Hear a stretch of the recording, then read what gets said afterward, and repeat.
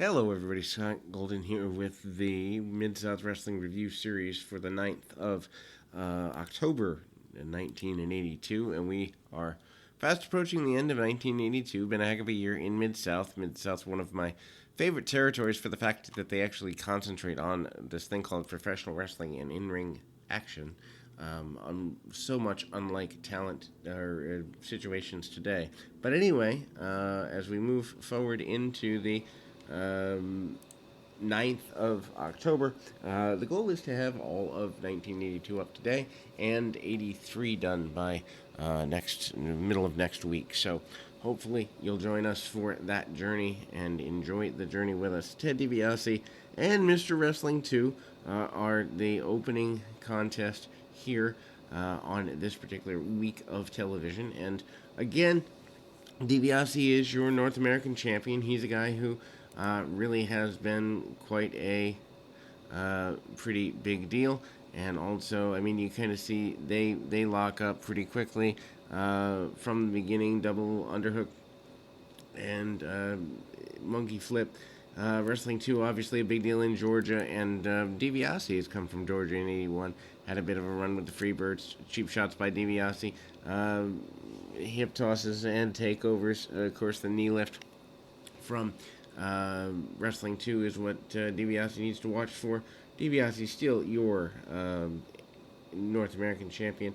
Backdrop up into the lights goes DiBiase, and it is clear that the later $1 Million Man, he's not that here, but he will be eventually a few years in the WWF anyway. But roll up by Wrestling 2, and the fans certainly believe that Wrestling 2 is a guy that they can depend on.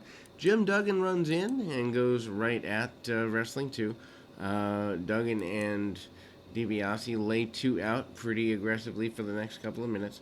Punches, kicks, basic stuff. The odd that 2 doesn't have enough friends to come and rescue him during that time, which is a little weird. But the knee lift on DiBiase gives 2 a chance to regain his composure, and DiBiase bails out in a hurry.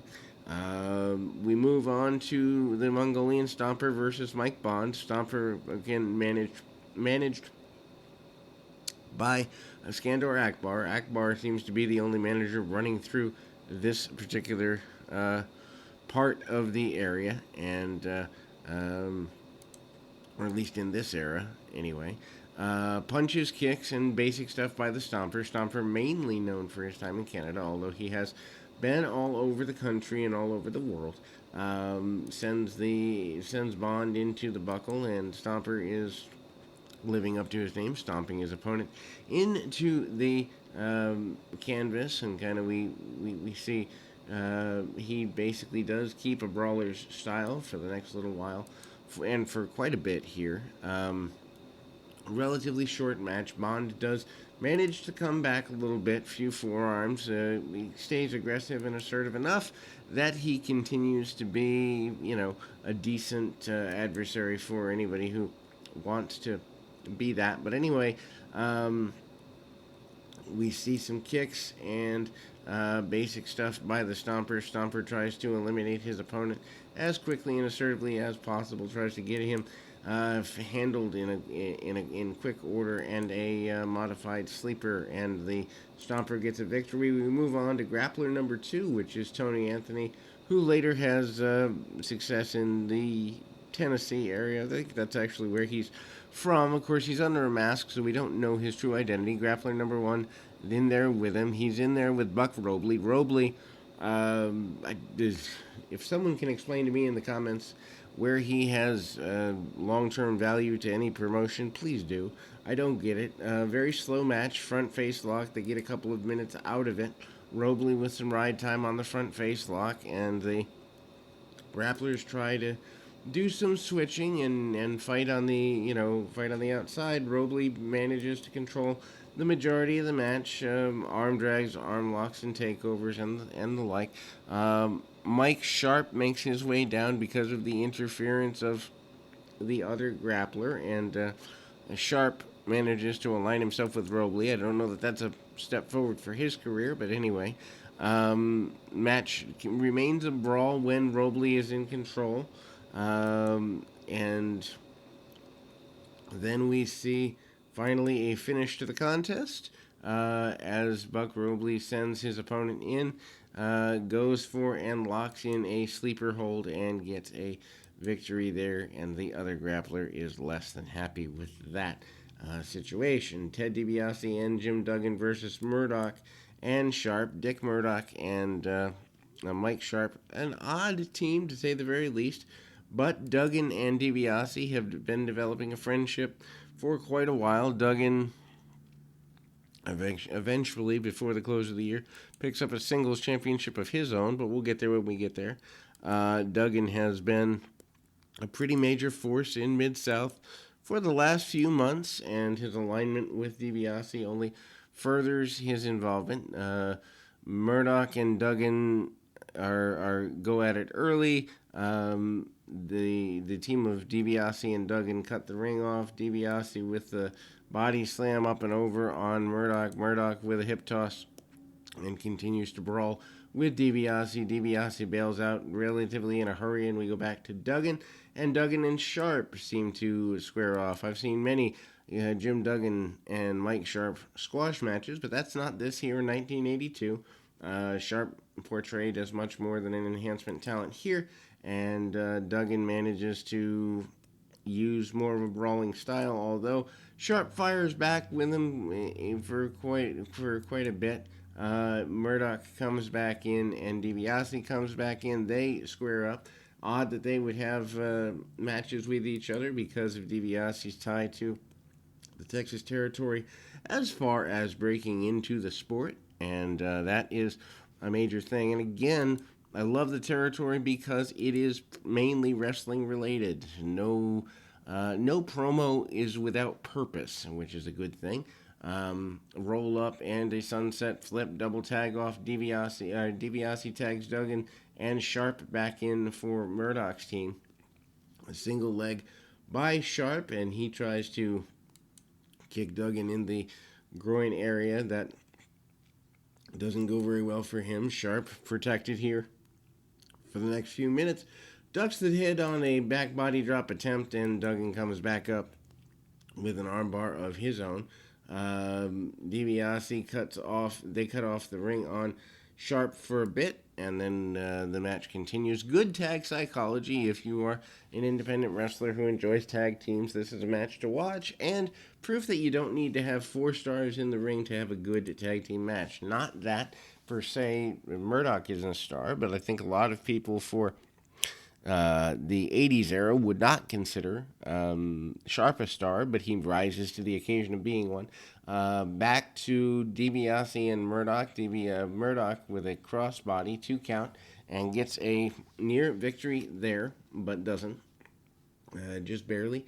And then Murdoch comes up with a chin lock, and eventually we see a win for the heels as this is actually one of the longer matches. Duggan runs in right as Dibiase is about to get pile drived, hits a spear-like maneuver, and Dibiase comes back up, goes into the tights, loads the glove, and knocks Sharp into the middle of next week. Boom, 1, 2, 3, and a win we go. Vinny Romo versus Kamala. Kamala, obviously new to the territory and needs enhancement talent fodder. Gets it here. Kamala is protected, does not wrestle long. Friday, of course, his handler comes out. Kamala with the paint and the spear, and a interesting run. You know, I mean, imagine going for things like Murdoch and Kamala, or Junkyard Dog Kamala, which eventually does become a major feud for the area. I haven't seen the beginning of that yet. Kamala using power and tossing his opponent around about. Drop kick by Romo under the chin. Again, enhancement talents in Mid-South encouraged to hit a few offensive maneuvers upon occasion while still holding that enhancement roll. And that is always better than just giving, complete one-sided deals there. Anyway, the Match continues. Kamala in control. Punch, kick, chop, chop, and a big splash. Kamala gets your victory and looks relatively in unbreakable. Kelly Kaniski and Bob Stabler versus JYD and Mr. Olympia. JYD and Olympia, a regular team here in Mid-South. Gonna probably see them team for as long as Olympia's here, I imagine. Dog's here for several more years. I don't think he leaves until late 84, early 85. So Dog's here for a while. Olympia back to wearing the red mask. Interesting that Olympia always changes the mask. He's the more technical of the two in his team, and he remains that way. Arm lock takeovers and tag off to the Junkyard Dog. Dog comes in, hits some headbutts. Dog not meant to be this huge technical wrestler, but Olympia and Dog work well as a team because they are so different.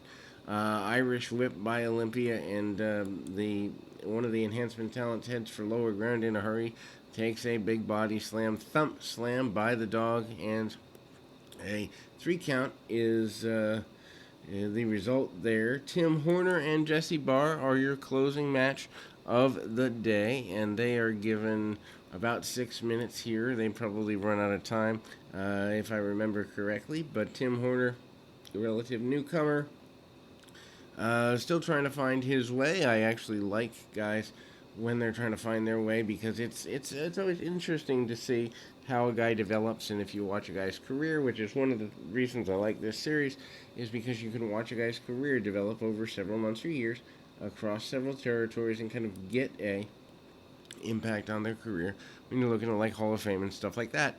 Anyway, Barr and Horner both doing standing switches, sit-outs, and the like. A lot of technical wrestling. Both guys very evenly matched. I actually would like to see them wrestle on a more regular basis because the grappling side of things is pretty crisp. Go behind and a roll up by Barr. Barr then grabs the hammerlock and they do standing switches, side headlock takeovers by Horner. Horner probably, I guess, at the time you would say has the larger career, the better career, the bigger career coming. But Barr has been continually in a good space here in Mid-South in terms of providing enhancement talent work that's consistent and for the greater good of the company, which is what promoters want. You know, if you're an egomaniac prima donna and you only care about getting yourself over and not the good of the company, you're not going to last very long in any territory. And I think that's even true today. Drop toe hold and into the side headlock again by Horner. Horner continues to be technically 1 or 2 steps ahead of his opponent, which is a good thing to be if you're trying to assert dominance and or get to a place where you can consider yourself to be the dominant guy. And again, this match doesn't need a bunch of flips, dives, punches, kicks. It just needs basic wrestling. You could put this on the first 2 matches on any main card and amuse an audience anywhere in the world. And it's because wrestling tells unique stories. And I think at the end of the day, it's more about the stories than it is about maybe not wins and losses, but just about anything else outside of the stories. It's not the who, it's the how that matters in most matches. Anyway, the attempted series of pinfall attempts. Barr manages to come off. Horner and Barr switch in a series of small package attempts as we go off the air. We'll be back with more right after this.